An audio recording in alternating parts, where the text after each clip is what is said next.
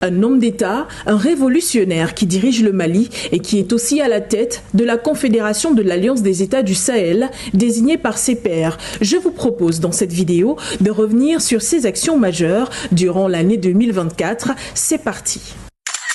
Le président Assimi Goïta a, dans le cadre de la Confédération de l'Alliance des États du Sahel, décidé d'un commun accord avec ses pairs de la sortie du Mali de la CEDEAO, notamment en janvier. Consolider l'alliance lors du premier sommet des chefs d'État en juillet 2024, en créant un cadre politique, militaire et économique. Dans la même veine, signer un traité établissant la Confédération des États du Sahel à Niamey au Niger, ainsi que renforcer la coopération avec ses homologues des pays voisins.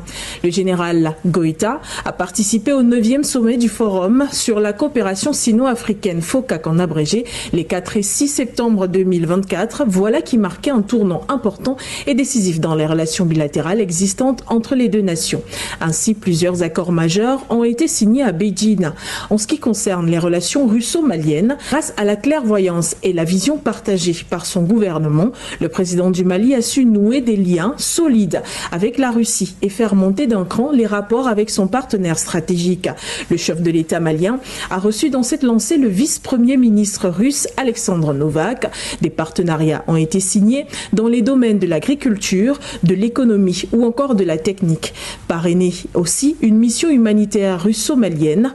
Le Mali a bien avancé sous l'égide du président malien Assimi Goïta, accompagné de ses plus fidèles collaborateurs avec lesquels il partage d'ailleurs la vision du Mali